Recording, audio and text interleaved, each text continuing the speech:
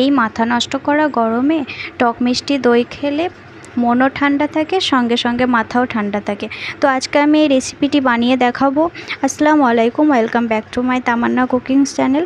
তো চলুন এটা কেমন করে বানাবো আপনাদের সাথে শেয়ার করব। তো শুরু করা যাক। তো প্রথমে গ্যাসে আমি চুলা ধরিয়ে দিয়েছি এবং এটির মধ্যে একটি প্যান বসিয়ে দিয়েছি। লাগছে 500 গ্রাম লিকুইড ফুল ক্রিম দুধ। দুধটা অবশ্যই ফুল ফ্যাট হতে হবে। তো আমি দুধটা ভালোভাবে জাল করে নেব।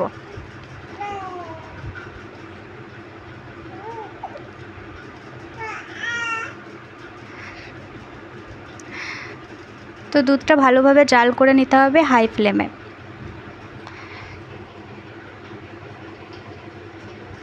তো দুধটা দেখুন আমার ফুটে এসছে।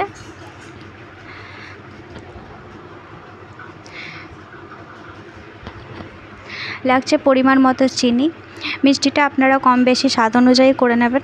তারপর এটিকে নামিয়ে আমি ঠান্ডা করে একটা আঙুল ডুবিয়ে চেক করে নিতে হবে যে আপনি টেম্পারেচারটা সহ্য করতে পারছেন কি না। যদি সহ্য করতে পারেন আঙুল ডুবিয়ে, তবে এটি কিন্তু আপনার জন্য পারফেক্ট হবে। তো আমি আগে থেকে একটি টক দই একটা ছাঁকনিতে আমি ছাঁকতে রেখেছিলাম। তো এটা আমি পানি ঝরিয়ে নিয়েছি এবং এটির মধ্যে ফেটিয়ে মিশিয়ে নেব। তো তারপর অ্যাড করার পর এটা দুধের সাথে ভালোভাবে মিক্স করে নিতে হবে। তো মিক্স করার পর দেখুন আমি একটি দইয়ের ভাঁড়েতে এবং একটি ফাইবারের বাটিতে আমি এটি ঢেলে নিয়েছি। তো ঢেলে নেওয়ার পর এটিকে ভালোভাবে আবারও মিক্স করে আমি একটি পেপার দিয়ে আটকে দেবো, যাতে বাতাস না ঢুকতে পারে। তো পেপার দিয়ে আটকে নিয়েছি। তারপর একটি তাওয়াল বিছিয়ে এটির মধ্যে রেখে দিতে হবে। তারপর ভালোভাবে ঢাকা দিয়ে দিতে হবে, যাতে কোনোভাবে বাতাস না ঢুকতে পারে।